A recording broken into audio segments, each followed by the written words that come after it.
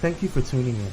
If this is your first time joining us, welcome. We hope your experience is fruitful. Please feel free to visit our website to find out how you can join our growing family. While we are loading your experience, please do us a quick favor and hit that like button from whichever platform you're watching or listening on. Also, share so others may enjoy as well. And we hope you would consider hitting that subscribe or follow button so you can check out more of our amazing content. All right, let's start the show.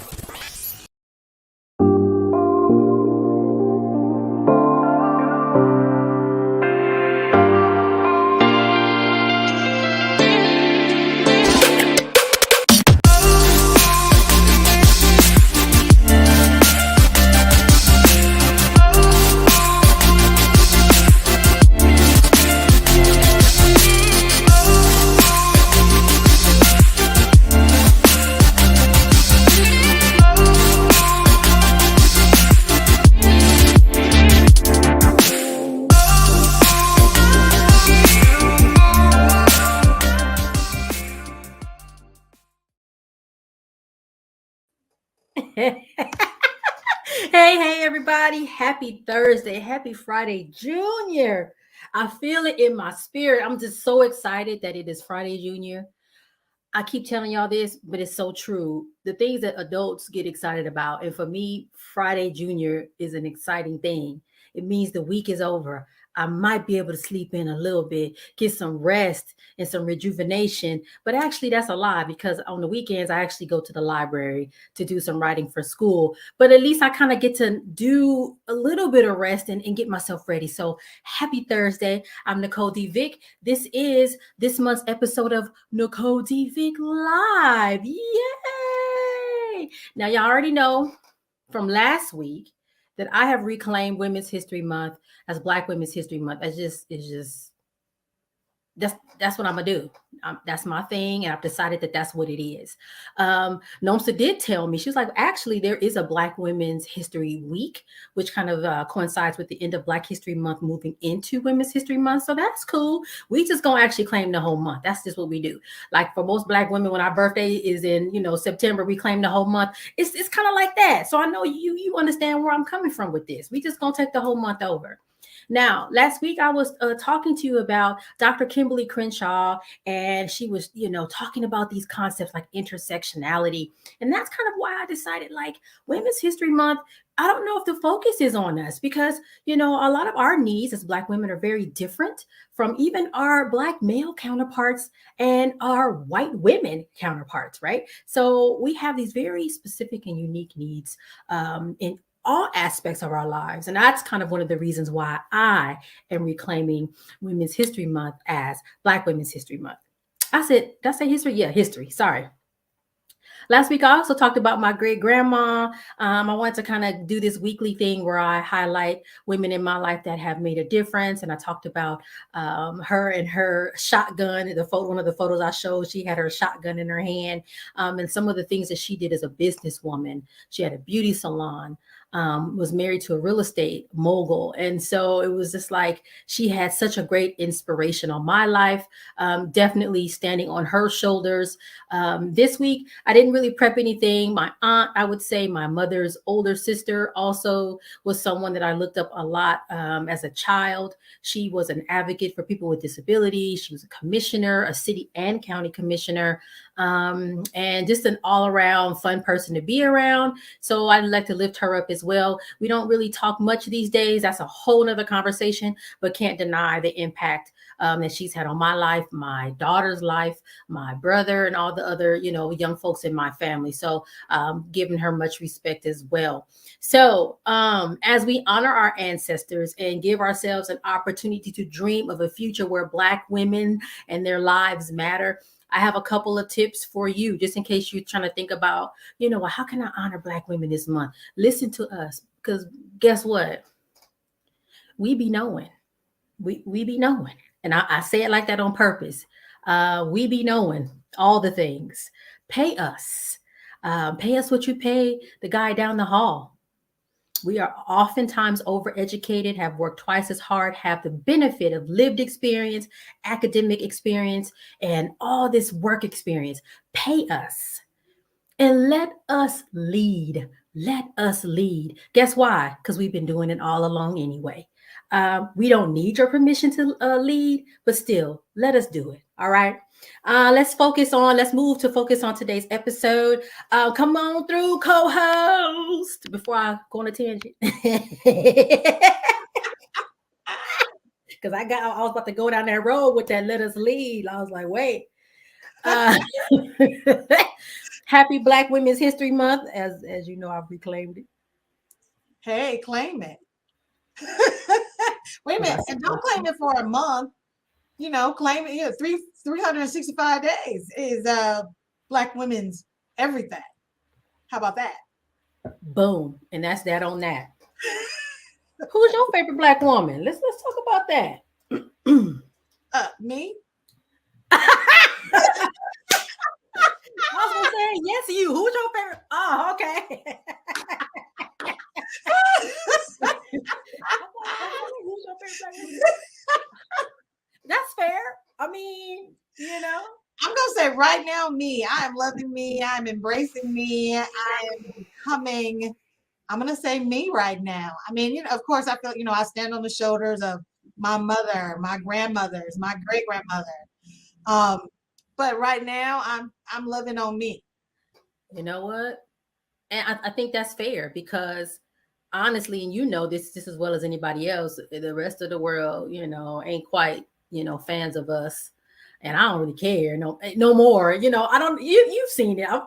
You see my random post in our group chat. I'm having this awakening moment. I don't know what's going on, but I'm embracing it, and I'm like, you know, I'm just gonna start saying what I really think about stuff, because I think we've been living in well, maybe I'll speak for myself. I have been living under a rock in some ways for a while, and I've recently had some awakening. So I feel you on that. It's like if it's who is it? If it's not you, who, right? So I get that idea of like, I'm my favorite person. I love that. Okay. Yeah. What else? Yeah. What else is going on? What you last month you was busy. What you was doing? I'm trying to remember what was going on. A panel or something. You was gone.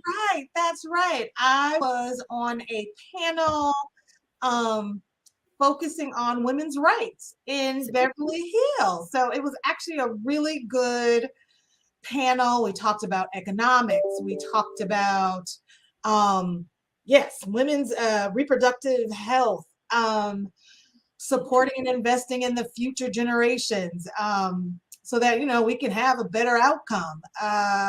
But it was a really good experience. It was nice being in that space, and then after that, I got interviewed and was highlighted in the Beverly press featured in for Black History Month. So yeah, that was awesome. It was a nice month. That was awesome. I forgot to give Kwame the picture. We could have put that up on the screen. We'll be ready next time. But it was really a really nice article. And of course, I think those photos were taken by our homeboy Leroy. Yes. Yeah. So it was really well put together. I enjoyed it. So that's awesome. That's awesome. And then you had you also had a publication. Yours as well. Yeah. So I don't know. I'm getting better at, like, I'm just gonna try something. So I saw something on Instagram on USC. They have like the black side of USC, and they were looking for article ideas. And I said, I'm about to pitch this idea. Let me tell my story. And they said, okay. And they said, sure, send it in. I said, damn, now I gotta actually write it. But I actually had half a day off and sat down and knocked it out. And I was like, I'm sorry, I know it needs a lot of editing. He was like, it's fine. It's actually, I just made a couple of grammatical. It's fine. And stuck them pictures on there. It was crazy to see me holding Andrea with my little USC sweatshirt on. It's funny because I don't know if you feel this way. Sometimes when I think about the things that I have gone through, it's almost like, did that really happen to me? Because it has been some time. Andrea is 26 years old. So it's almost 30 years ago, which is freaking crazy to me, because I'm like, I'm only 30. So how could it be over 30 years ago when I'm only 30? I don't get it. But it just feels like it was so long ago. And like, I really had her on a Wednesday and was at school on the next Monday. It's crazy. So I don't know. I mean, you know what? I think everything happens. I'm one of those people. I believe everything happens for a reason, and that there's some plan, you know, depending on what you believe, whether it's God or the universe or whatever it is, we are all put here for a reason, and experience put us in certain places to touch people, to teach people. And so I think we just embrace that, right? Because I feel like everything happens for a reason. Absolutely, absolutely, good or bad, honestly. And like you said, and something I also believe too is you got to learn from that lesson. And I think that's even part of the book, pushing through, right? Like literally finding a light in every lesson. How did we get it? How did we get to that? Like we literally just came around. It's like, duh, that's like literally Yeah. point. You know, like, dang, this happened to me. And at the time it felt really bad or whatever it was. But what was the lesson in that? How can I use that to either inspire somebody, or even if it's not even that, what did I learn from myself so that I don't repeat that mistake again or whatnot. So yeah, it's crazy. But I often think back like, dang, I really did that. Yeah. I mean, but it moves away the stigma related to being a teen mom, and that doesn't mean that you can't achieve the things that you achieved, right? And the opportunities that you've had and what you've been able to do, right? And I think as we reframe being a parent as a teenager, what does that mean for your future, right? Because it doesn't mean that you don't go beyond, the 4 blocks you live in, right? It could be something different. It means like you are working on getting a professional advanced degree, right? Yeah. So, you're not a statistic, you're more than that, right? You are an example to other young moms. Yeah. Absolutely. And I think one of the moments, and I'll share this and move on, but one of the things that also became clear to me, especially now as I'm having these moments of enlightenment about a lot of things, is things could have turned out differently. Someone said to me, why don't you take a leave of absence? Why don't you, take a moment, a pause?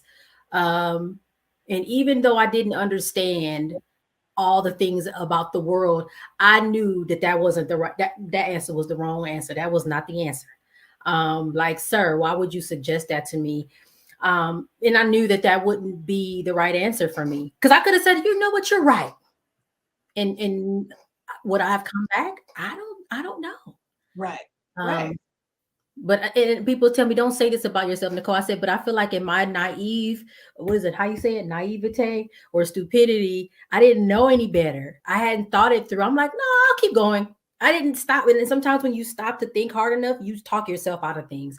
And I think I'm grateful that, again, I was dumb enough, and I'll put it in quotes, that it didn't occur to me to do that. And I was like, what is he talking about? No, I'm just going to keep going. She's fine. She at home with my mama. I'm going to go back to school. And shout out to my mom too for Women's History Month, because she didn't have to do that. She could have been like, baby, that's your baby. She was like, my mom was like, yeah, baby. So she lied. But I'm just saying, she did not have to do that. I mean, if I came home with a baby today, I can't do that. I can't afford it, right? So, so yeah, that's crazy. But I'm glad it got published. I got to speak to USC in a sense about what happened to me. I've shared that story before, but it literally got published in USC's publication. I think that to me is significant. So that's dope. Yeah. We all up in the media style, getting stories printed. Look at us. Hey. So we have a guest, someone, I'm gonna gas her up before we bring her on. Yes. Someone that I really just have the most respect for. She has this spirit, and let me know if you feel the same way.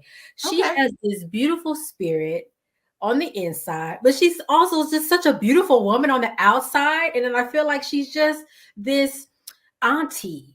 And like if you know how you think about who a teacher is, you could see her and see how she moves about and tell that she was a teacher. Not one of them crazy teachers, like a one that really loved her students and loved to be that source. So I remember when we met her, how I was like, she's great. And she even came to my house once and helped me with Andrea on an art project. And it was just amazing. So I don't know. I just felt like we need to gas her up before we bring her on. You know, I have all, and you are right. She does have this spirit about her. That just, I mean, there is just a presence of grace, of love that just kind of drips from her. So I think it's amazing. Yes, come on through. Come on, Dellis.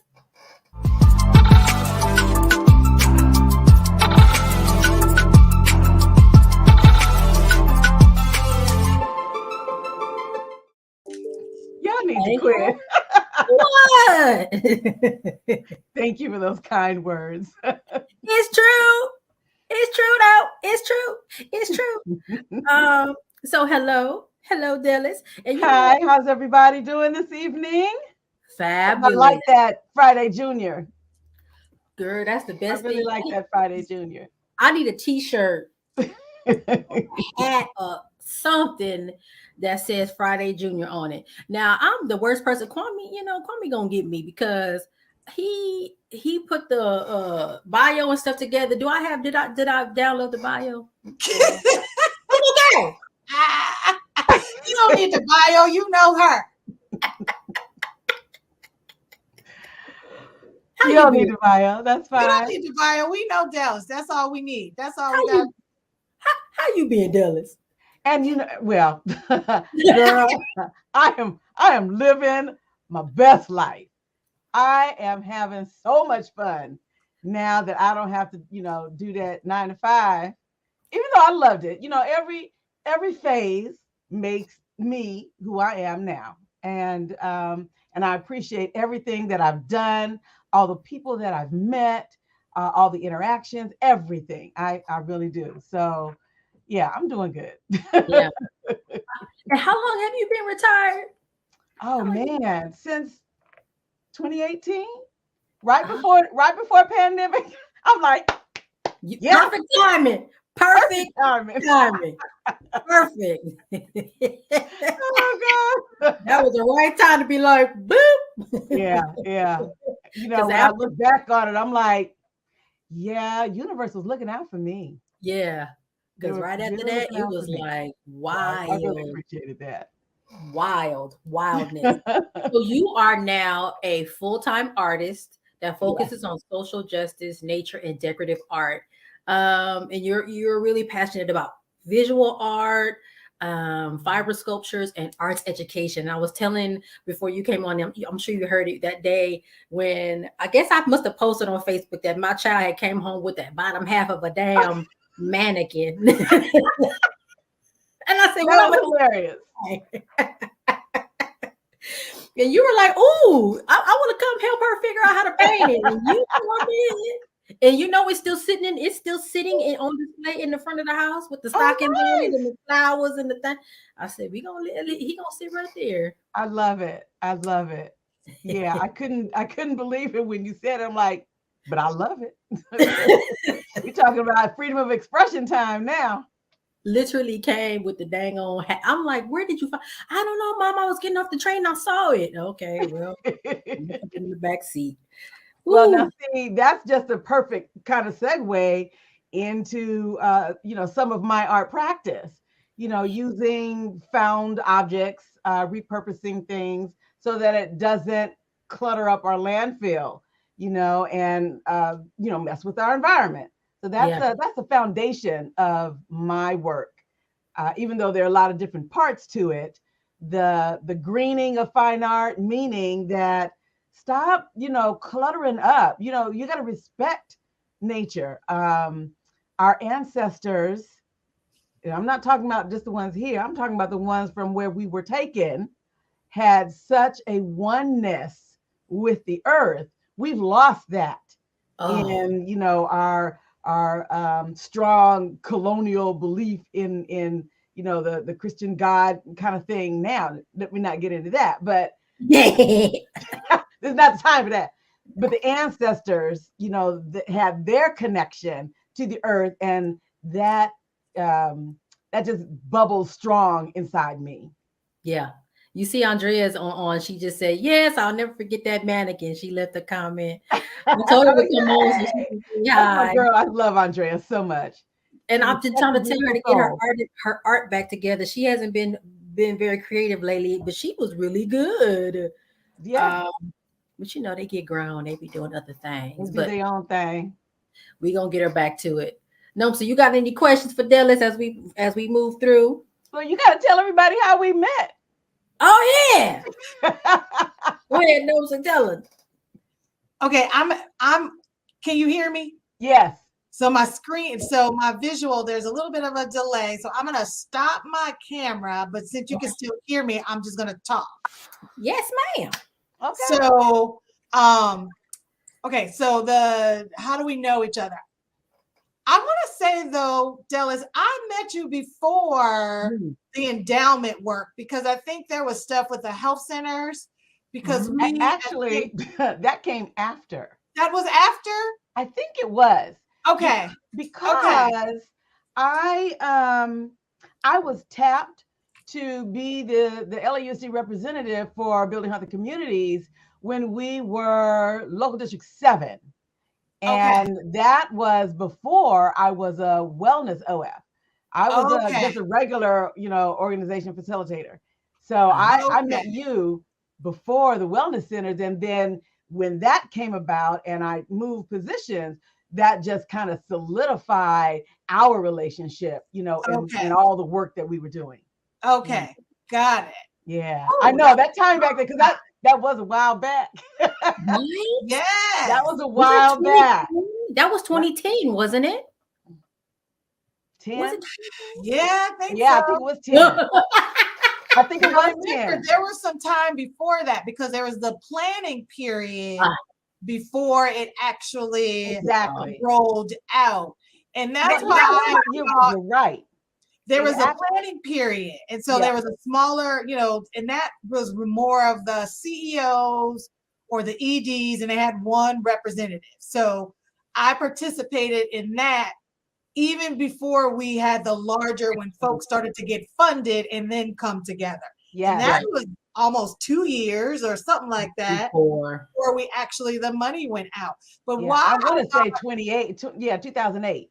Something like, because we had a couple of years even before that. But we had, and Dellis, why I thought it was even before that through mental health, because we opened the health center at the elementary school. And we were meeting with folks who had the mental health roundtable or something. So I was thinking I had met you before, but those cross paths, and that time frame pretty much overlapped.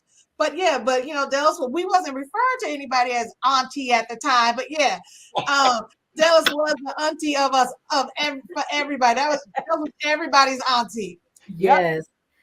So many good relationships came out of that coalition. I will honestly say, I don't know how effective that actual body was, because I left after some while, and stuff changes and stuff.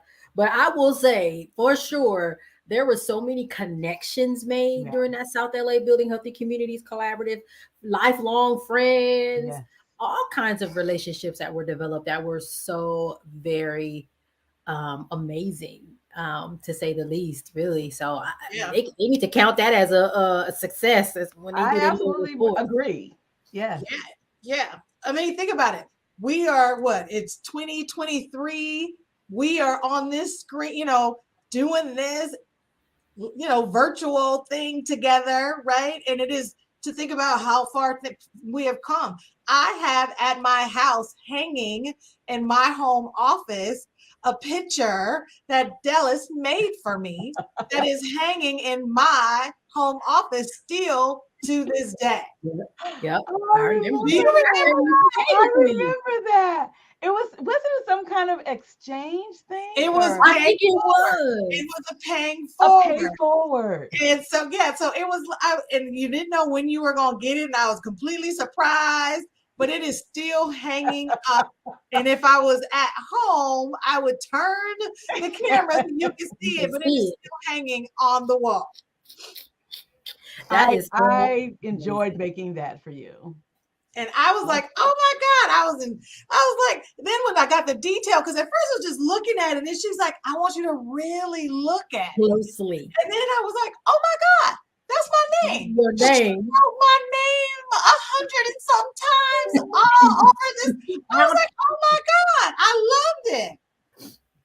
That was it was very touching. I loved it. I was like, Dellis has had a special place in my heart even before that. But then I was like, I actually have something that she made on your wall. That's crazy. Nice. I now, like Dellis, that. you are an artist. I've said that already. An amazing one at that. Your art has been on television. Yeah. I want you to talk about how your artistic side has evolved over time. Talk a little bit about that, and then we're going to go to break because we've been talking. We've been talking. We're about to run out of time. Okay, so I can't really even remember a time when I wasn't an artist or having some kind of creative something. And my mother, she lifted that part up in me from day one. One of the many books that she wrote, she dedicated to me, Dellis Frank, the artist. And that was before I was doing any stuff. So she just put it out there. She said, yes, I feel this. This is you. And by the way, she is one of my sheroes. She was a phenomenal woman. She was the type of person, if she saw something that needed to be done, come on, let's do it. She would start organizations. I'm telling you, the woman has got so many clubs, organizations, Black women this, that she did the PTA. She did this club called the Alexis Club, so doing community thing. The woman was outspoken. And she was a genius. She went to Loma Linda, USC, and UCLA. Okay. And so she's my shero.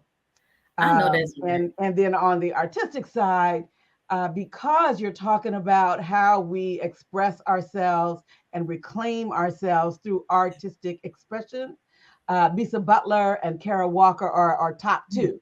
I don't really do favorites, but they are top two that inspire me because they're not afraid to tell that story, right? And the story is all about us.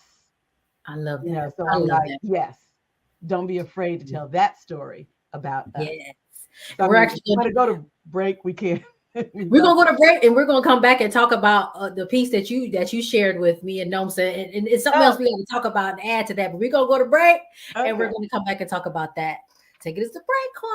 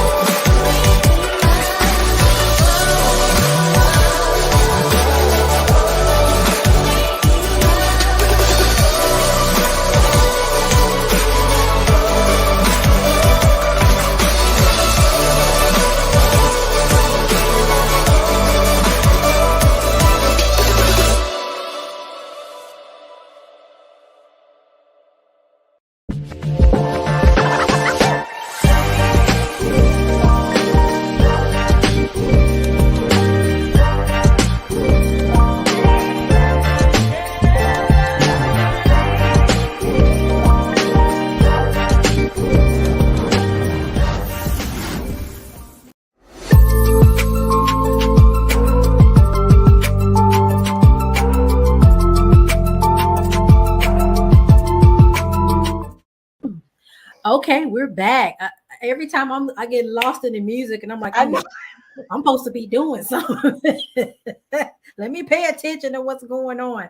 Now, you, Dellis, created this beautiful art piece, and you tagged us in it, me and Nomsa, and I was like, oh, this is amazing. And then I was like, wait, I saw Nomsa first. I was like, wait.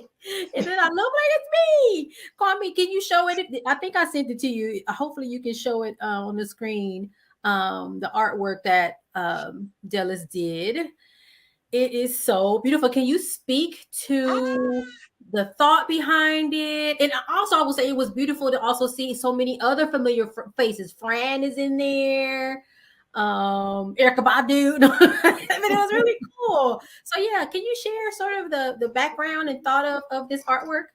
So this piece had been churning inside me for a long time. Because the first iteration of the concept was to have Michelle Obama in all her glory, because this is like an 8-foot canvas. Oh, yeah, and she would have been, in her stately, beautiful self, and then all the Barbies bunched up at the bottom, and all of that. The piece was always going to be called "No Barbies Allowed," and then I kept thinking on it. I kept thinking on it. I'm like, there are so many of us that are the epitome of this, of not letting that Barbie be our icon and be what we strive for. That is not what we strive for by any means. So I wanted to show and honor the women that are like, we got this. This is who I am. I am going to represent my community like this. And in so many different ways, you've got politicians in there, you've got educators, you've got astronauts, athletes, entertainers, educated women that are doing things for our community, that helps our community. And you've got some in there that are maybe not the same political values that we share, but she's still a strong Black woman doing her thing and not letting anything get in her way. So, in being inclusive, because I'm all about that diversity and equity and all of that, right? So in being inclusive, I'm going to include everybody in there. So I remember going to visit my daughter one year in Boston, because I have grandbabies out there and they have a slew of cousins. So I said, hey, do you guys have any old Barbies that you're not using anymore? I want them. So they dug and dug and dug, and they got out, So of course, all theirs were Black Barbies. So like, I need some white Barbies in here. So I had to go to the store to get, I went to the donation store to get the white Barbies so that I could make my point. So that was, I had to let them know that, yes, you guys have contributed to an art piece that, I want to share with the world and let people know that, no, we're gonna honor our own standard of beauty and success. So that's the basis for this piece. It's beautiful. And, I count you guys among, the very strong, beautiful, capable women in my life that I wanted to honor in this piece as well. Well, I certainly appreciate it. I know Nomsa does. I mean, again, looking at it again, I see the mayor, of the city of Los Angeles, Laverne Cox. And also want to say real quick, I appreciate your thought process around diversity, equity, inclusion. A lot of times folks tend to think us older generation people are set in our ways and we don't get it. It's like, it's not hard. It's not hard to get it. It's not hard to understand that people, their personhood needs to be respected. It's not hard. So I appreciate that. Let people be. Right. That's it. That's all. Yeah. Yeah. That's it. That's it. That's all.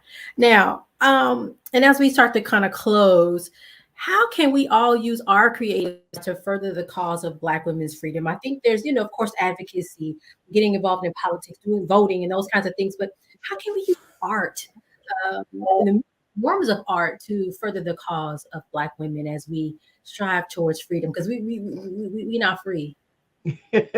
No, we're not. We absolutely are not. And then, when we talk about art, we are talking about all the forms of art. So not just the visual art. I had the beautiful poet she's just such a blessing, such a breath of fresh air. Be true and support those kinds of artists that are not afraid to tell it like it is. Use all of those kinds of artistic expressions to do that. Every day when we get dressed, the colors that we choose, the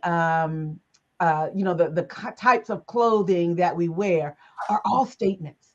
And all of that speaks to our creativity and the stories we want to tell about ourselves, our ancestors, the communities that we belong to, and so forth. So every decision that you make along those lines is important. And that goes towards your artistic expression. I know, I'm on Facebook, everybody's on Facebook and whatever. I've seen the little ads of these gorgeous women with the Africa purses. I'm like, yeah, hello. Be proud. And look, yes, be proud of that. And show your pride. We are not usually able to do that. You see the lawsuits and things about children being able to have their natural hair. I'm like, what if I don't want to put chemicals on my child's hair? What if I don't want to put heat on my child's hair? How are you going to tell me? No, that is a form of artistic expression as well. So, embracing all of these kinds of things will let the rest of the world know that we're not going to take that anymore. Yeah. Another piece that's actually in a solo show that I have at Crafton Hills College is a piece. You may have seen it. I think I've posted it before. This huge image of Africa. And there is I guess it's not a full dandelion, but it is the impression of a dandelion, and the spores kind of going. And it's called, the African diaspora. We are everywhere. So you think of a dandelion. Once you let it go, it's going everywhere. So that's what I want us to think of. In our communities, we're everywhere. We're going to be everywhere. Get used to it. Sure enough. All right. Mic drop. Mic drop. Be done. No, so you have any questions or anything to add? We're gonna. I have no questions. I think the only thing I want to add is just like Dellis said, we represent our who we are, from beauty to brains, and just how we are and function in the world. And yes, this is Women History Month, and a lot of times we, when you think about history, we weren't always part of women's history. We get erased. Trans folks get erased. It's like we get erased. So this is a chance and opportunity to lift us all up, right? And honor our beauty in all the different ways that it exists. So just this is happy. I feel like I wish I could give you a hug, but here's my virtual hug.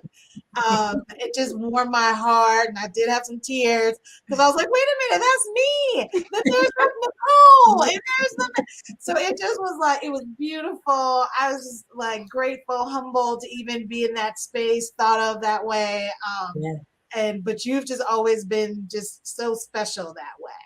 Oh, absolutely. Absolutely. And listen, I had no idea it was 8 feet tall. Yeah, it's huge. It's huge. And where is it? It's actually hanging out in the hallway outside of where the gallery is at the college, because it is so big. Yeah. And it garnered lots of attention. You might have to go see it in person. Yeah. I think the last day I go de-install March 30th. So it's 2 months. Wow. It will have been up for 2 months, and that's pretty long for, an exhibition.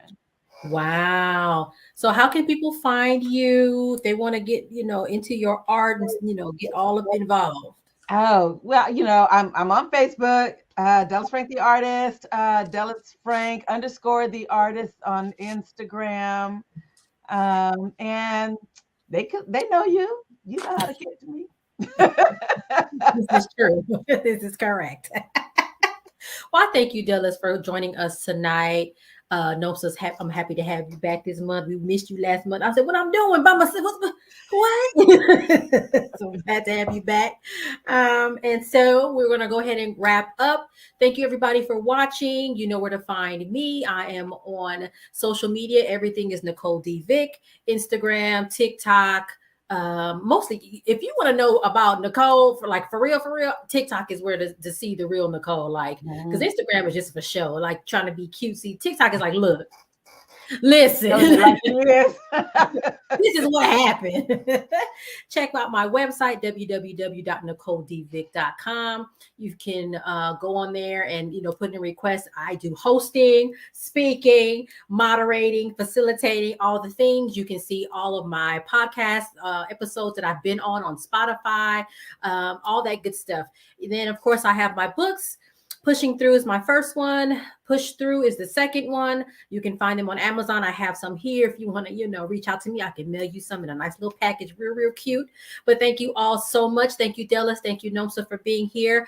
Forgot me and Andrea. We're going to bring Pushing Through back. She actually did a guest little drop in on my, I've been on here every week, which is crazy because I said, Kwame, I can't be on every week, but every week I've been on here. So I'll go live Tuesday. I guess you can. The rest of the weeks, I'll either do just a speaking, you don't see me, or I'll record. So I had Andrea drop in for a little bit on a previous episode and talk for a few minutes. Nice. So hopefully we'll bring her back, once or twice a month. But anyway, thank you all, and I'll see you next week. I was going to say next month, but next week, because I'm going to be on with the recap of this episode. It's been such an honor. Thank you for inviting me, and congratulations on Crenshaw TEDx too. Oh, yeah. Awesome. Thank you. It's been an honor. Thank you, ladies. Thank you.